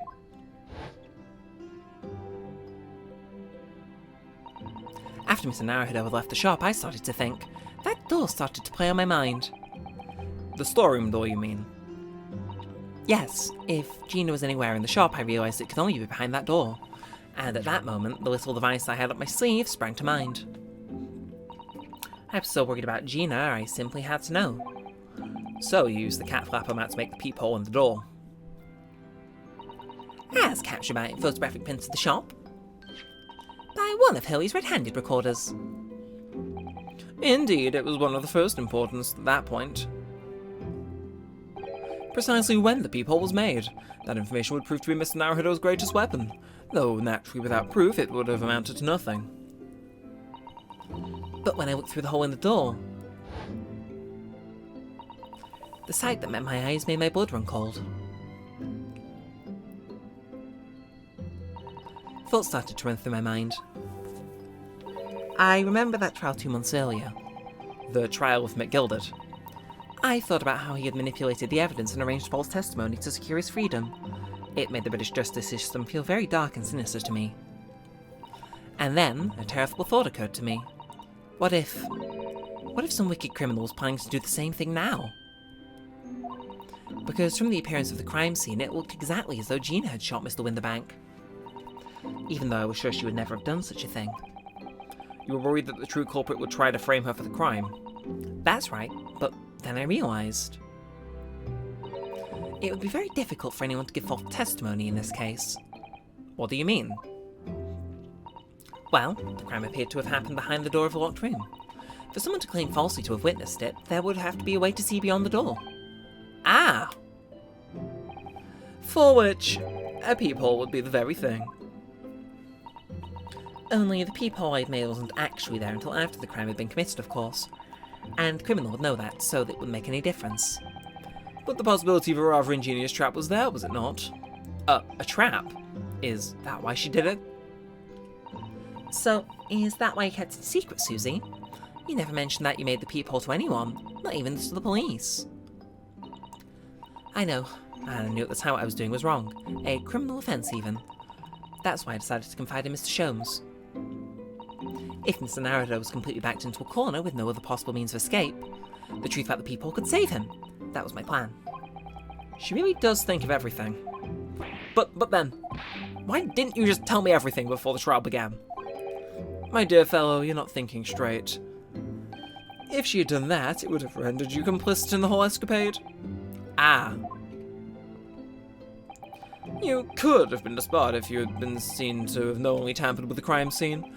So Mr. Sato decided to shoulder the burden of the responsibility alone. For your sake, and Miss Lestrade's. Miss Sato. The truth is, when it happened, I did it because I had lost a little bit of my faith in the law. Oh. I was worried that the right person would be convicted of the crime. But the moment I allowed myself to think that is the moment I lost my right to call myself a judicial assistant.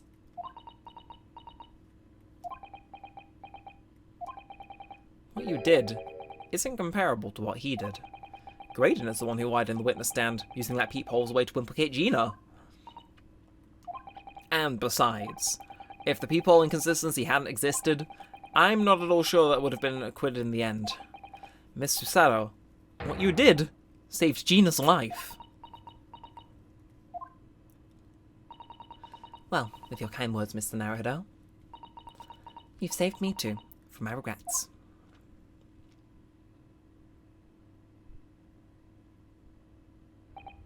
Well, we must all be thankful that Miss Lestrade's freedom has been assured.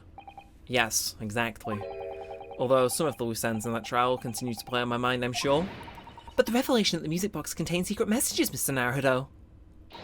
What a triumph to work that out. I'm full of admiration. Well, actually, that argument wasn't quite as compelling as I thought it was. Oh, it wasn't? There was a communications officer among the jury members, you see, a telegraph operator, and she said that the majority of the sounds on the disc were just meaningless tones.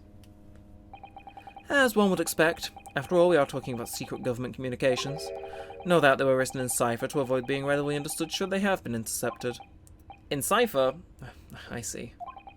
So then we could never have hoped to understand the message anyway. Nonsense, my dear fellow, it's quite a zero-pipe problem, I assure you.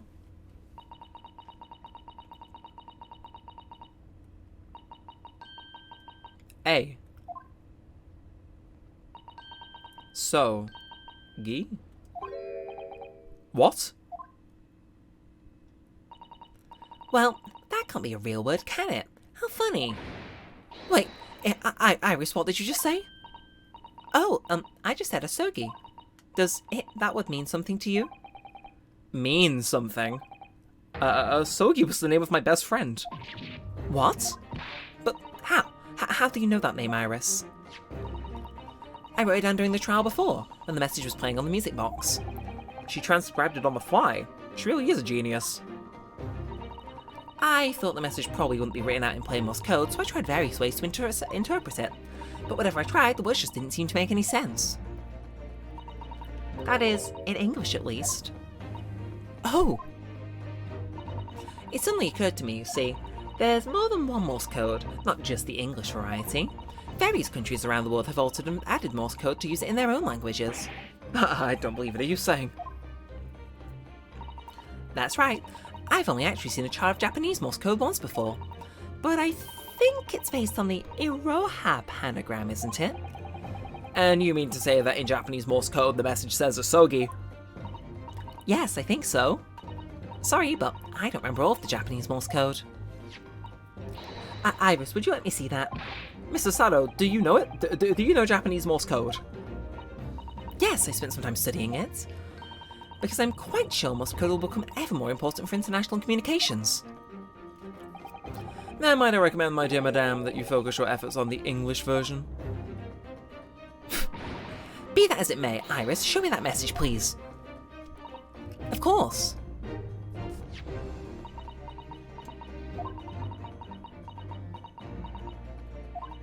But what could this possibly mean?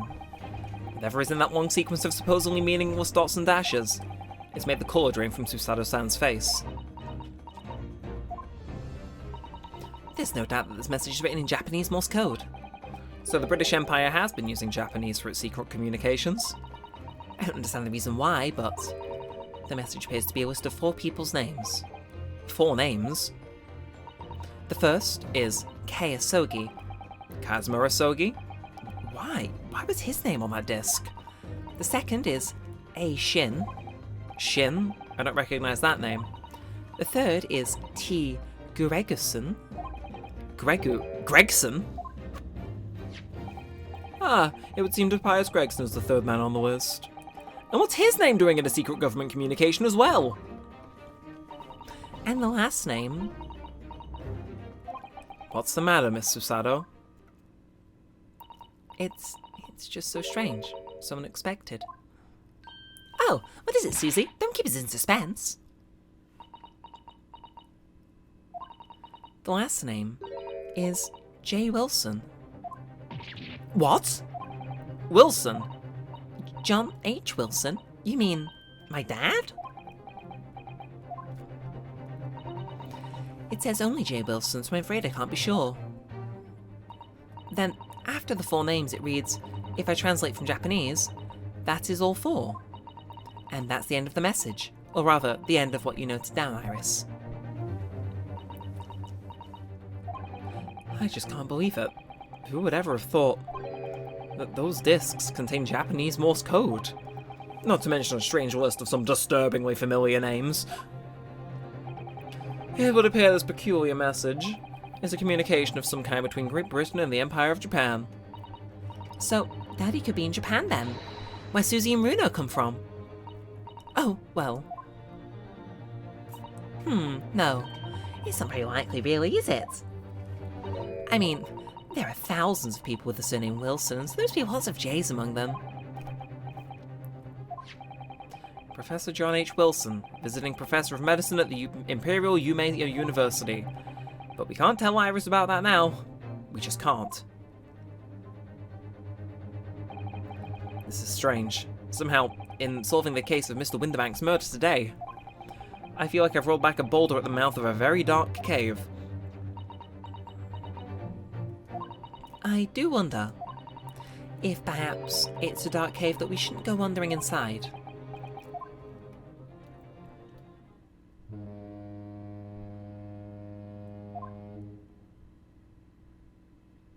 Oh dear, ship's going to set sail soon. Yes, it seems so. I'll set sail on that steamship first to the port of Dunkirk in France, now change into a larger passenger vessel bound for Japan. You're really going then, Susie? We wish you a safe passage, Miss Susato. Thank you so much. I wish all of you the very best.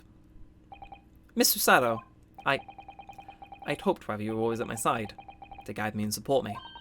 Mr. Naruto, please, come back soon. As far as I'm concerned, you really are the very best judicial assistant in the world.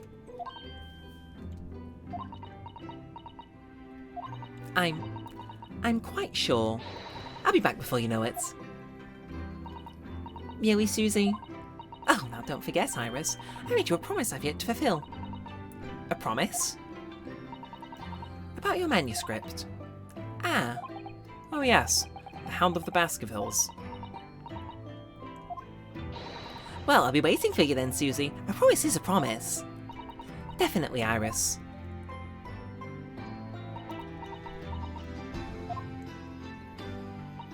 Mr. Naruto. Yes? Do you remember the first time that we met? Yes, of course. On the SS Burya when I was dragged out from that wardrobe still half asleep. If I remember rightly, you threw me halfway across the cabin with the Susato takedown. You know very well what I'm talking about after that.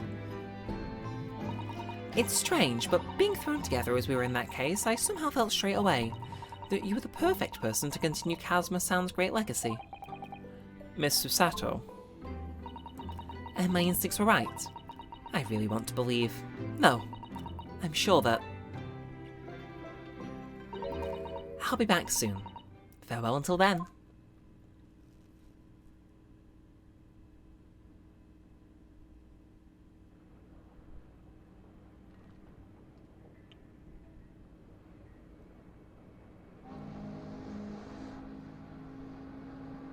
Somehow we seem to have come to the end of the adventures of Ryunosuke Naruhodo.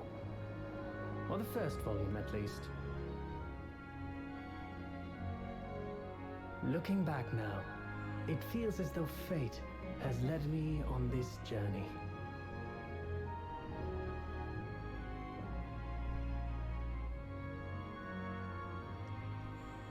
Fate led me to becoming a lawyer, to traveling halfway around the world, to meeting the great detective. I'm sure there'll be trials and tribulations ahead. Of course there will. But whatever happens, I know I'll be able to turn my fortunes around.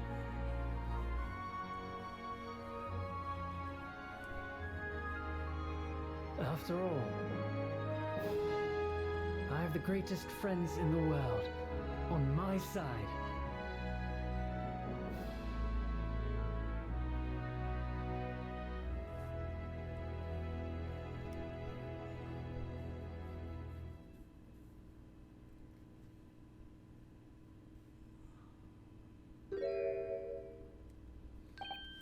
Ah, yes, Mr. Naruhodo. Yes, Mr. Sholmes. I have some rather awkward news. The railway company has decided to sue over the special express train, apparently. Huh? It's caused such a commotion on the line. All the other trains had to wait at stations. But really, we never would have made it to Dover in time otherwise. Anyway, I explained everything and how it was all your fault. Huh? Huh? I believe, though, a formal complaint should be delivered to your office tomorrow. But not to worry, my dear fellow, according to Miss Susato. You love defending yourself in court. Huh? Huh? Huh? It's alright, I'm perfectly happy to testify. He really didn't look like the sort of man who'd do something so outrageous. See? Mr. Sholmes. Yes? A word, if you don't mind. Why, certainly. Any word you would like. Bell was out, my dear fellow. Oh yes, I love Reno's words, and I know just the one who you use here. Then, I really must say... Objection! And roll credits. At least, I think so. Let's see. There we go. Okay. So, that... First of all, that ran for way longer than I thought it would, but if you'll permit me a second, this took way too long to do. I'm going to let the text scroll, by the way, because my voice is starting to give out, but Yeah, this series took a, some would say, a while to conclude. And I agree. It did start in August 2021, and this is like, I think, episode 30. So, I apologize it took so long. Granted, for these last few episodes, there was an issue where, I kind of needed to get Switch Online again, because my save had been deleted, but it was on the cloud, and I needed to download it again. That was a thing. It was a very stressful 5 minutes before I realized I had the trial, but, yeah. Very fortunately did not have to replay through the entire game again. You know, go me. We haven't had a Justice for All situation where, you know, we just didn't have the ROM anymore. And I did not fancy playing through the whole game again. At the very least, one case. Well, hopefully you all enjoyed this. Now, I know the question on everybody's mind. Obviously, this isn't a collection. It took you it took us, oh god, 2.5 years to go ahead and beat one game. Question is, are we going to play the second one? And I'm going to hit you with a fat maybe. As it stands right now, I'm going to be trading in the slot for Danganronpa. Just because, literally, if purely for the fact, I just kind of want to try something else. I don't want too many narrative-based series running alongside. I would do it otherwise, but I just want to, you know, focus on one. So this is not going to immediately be followed by Chronicles Part 2. I don't actually know what the second game in the collection is called off the top of my head. But we will play it at some point, just not immediately. Probably after Danganronpa finishes. The only reason I'm not saying it's Persona is another Persona game is about to come out immediately. So it's kind of, you know, it's one of those. But, yes. Expect to see it at some point after we're done with Danganronpa. Maybe we'll alternate them. Maybe the schedule will clear up and we can find a way for it. It'll come in due course. That game I actually haven't played, by the way, so I knew everything that was going to happen in this first game, even if some of the details were fuzzy. This new game I know nothing about, other than, I think the first case you play as someone who isn't Naruhodo, so, you know, intriguing indeed. So, yes, we shall return at some point, and that is all I will say on the matter, but keep your eyes and ears peeled, because, yes, I know, it is how it is. Granted, I do sincerely apologise about not finishing Justice for All, but hopefully me finally finishing this game will make it up to you guys. In case you don't know, we finished the first Ace Attorney game, and I think that was the last Ace Attorney game we finished. But you know, again, we finished a different one instead. It is how it is. Anyway, I have no idea how long this is going to go on for, but we have certainly, we've gone on a while, haven't we? I'm going to pray that the audio is, like, fully intact and fine, and just, you know, chillin'. Just completely vibing. So, yeah. And I think... I don't think I've got anything else to say, if I'm being honest. I did enjoy playing this, though. Granted, if you're wondering why I played the game, I knew everything that was going to happen before the sequel. My pure reasoning is that it makes no sense to play the sequel and not the original. Especially because the plots of the two games are linked.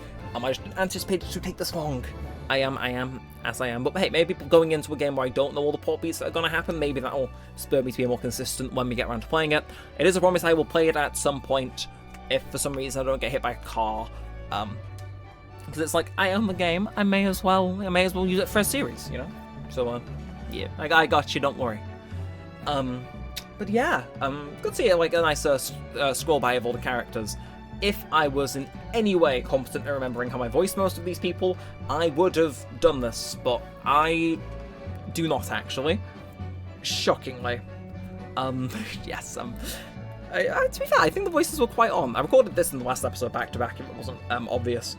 No, I think I got the voices down progressively as time went on, but God, you know, if we'd been able to complete this in like 30 weeks or so, you know, just over half a year, I have a feeling the voices might have been a bit consistent. It's like, Gina, I don't know what was happening with you. It's like, looks like I'm going to be doing nothing for a bit now, but Iris comes every day for a natter, so it ain't too boring. I guarantee that's not how she ever sounded at any point before this episode, or maybe the one before. But, you know, we manage. I remember the Skulking Brothers voices. Van Zeke's I was pretty good at. The Judge, he was in his own thing. But, you know, I'll give myself some credit, actually. Yeah, you know what? The ones that mattered, I got consistent. The ones that mattered. Goh. How long is this scroll gonna go on for, by the way? I probably should have researched this beforehand, but, you know, spoilers. I know I've completed the game before, but, you know, still. Maybe I'll get spoilers. Oh, Jesus Christ. Is he... Oh, he's locked in there with those two. I would, Yeah, no, I'd wait to be issued the death penalty myself, actually. But, you know what? He joined in with the pose. So you gotta give it to him then. But, yes, of course, if you do want to continue watching our investigatory, or, you know, just kind of follow a similar game, as I have alluded to previously, Danganronpa has started on the channel. I'm having a fun bit with it. I wouldn't say it's exactly one-to-one with Ace Attorney, but I've heard some fair comparisons. It was something I was always meaning to play at some point as a fan of Ace Attorney, but, you know, I just figured, you know, I'll pick it up for 12 days in Neremik, so the timing kind of lined up. But yes, no, we don't have this, I said I'd start Danganronpa when I finished this, and I'm sticking to that promise. If I'm out by, like, a week. They overlapped for a week, but, you know, promises still mostly kept. But I think we're getting to the end, judging by how the music is going. And, yeah, and that's the producer's name, so I'm thinking we're getting near to the end, ain't we? Back in modern day, I think.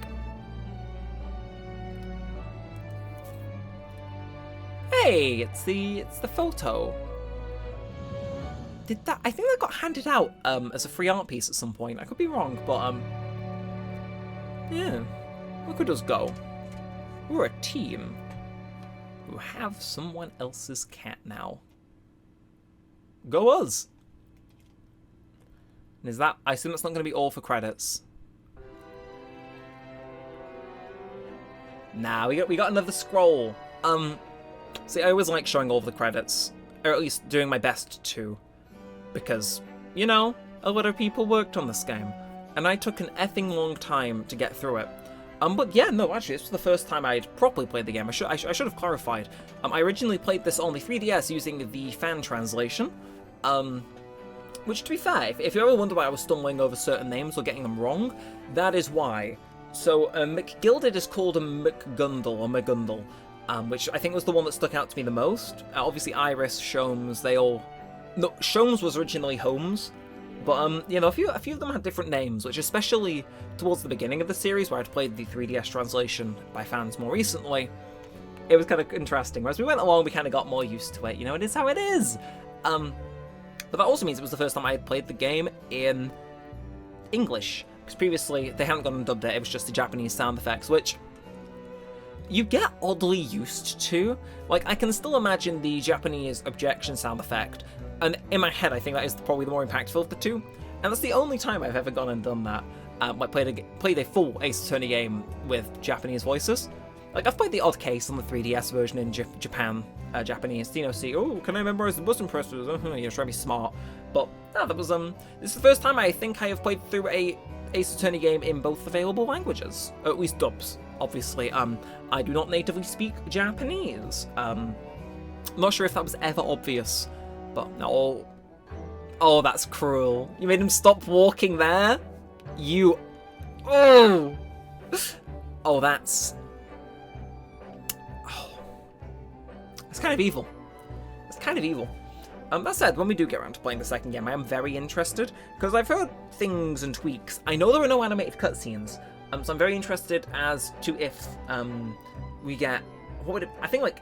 Spirit of Justice had a few of them where, like, they animate the character models and whatnot. I do kind of wonder how they'll do it, because I know this game initially didn't sell well, and this release kind of recuperated some of those costs, I hear. So I'm interested to see some of the changes in the second game, but particularly those cutscenes, because I'm told that there is a substitute for them that was easier to make, and I'm very interested as to what that is, and when it's used, because, you know. And I think the second game made even less. Shockingly, these games, I think, sold the worst out of the series, I think. Arguably tied for Investigations 2. At least I imagine that's why they weren't localized for as long as they were. So, you know, it makes you question. Makes you think. But, yeah, I assume this is going to be a walk through everyone that we've seen in the game before it finally ends. But, yeah, no, I don't think they sold particularly well. But, I mean, I honestly can't see why. This is... if we had to compare the games that came out around the time, that being Dual Destiny, Spirit of Justice, and then we'll say this game and the second game. The second game came out in 2019, so looking at 6 years. This is leagues and bounds better than Dual Destinies. In my personal opinion, I enjoy this a lot more. This only... there's no case I outright dislike in this, whereas Dual Destinies kind of has... It has its, moments. The Spirit of Justice is definitely better. I think that's sold well enough. Granted, why we haven't seen Ace Attorney 7 is a question for another day. Maybe Spirit of Justice didn't sell as well as I'm thinking it did, but, hey. We're getting a new collection, which now means, I think every Ace Attorney game, barring the investigation ones, are now available on modern platforms. So it's like, are they gearing up for a potential new game? Maybe I'm reaching, but you would imagine. So, Anyway, seems going to the end of this credits scroll, but I do look forward to when we are seeing future Ace Attorney games, because I think they will be very good. And for a damn well good fact that if I have not got around to playing the second game in this collection by then, and I have a slot free in my schedule, that will be there day one. I know some of you are staring at me, and you're saying, oh, those are Trials and Tribulations, Apollo Justice, Dual Destinies, and Spirit of Justice playthroughs. And so that I'm going to say, some things are best done out of order, because I really don't want to play Apollo Justice.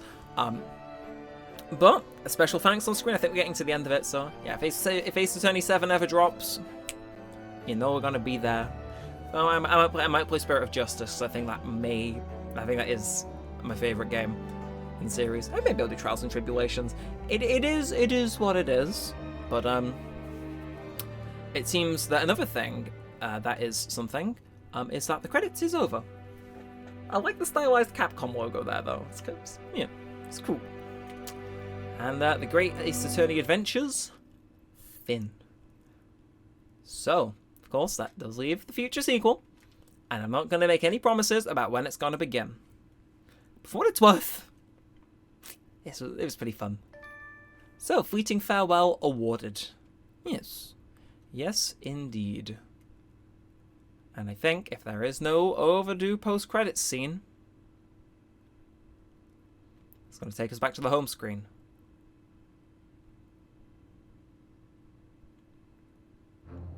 Yep. Okay. Well, that's everything. So of course, if you have enjoyed, feel free to like, comment, subscribe. It does all help a bunch. It lets me know that you do want to see the second game in the series and all that good stuff. But I'm afraid that is it from me for now. Apologies this took you years to get out. Just not gonna make any more comments on that. So yeah. With that said and all that aside, thanks for watching, guys. My name has been Neremik, and this has been the Great Ace Attorney Chronicles and/or/Adventures. And peace out.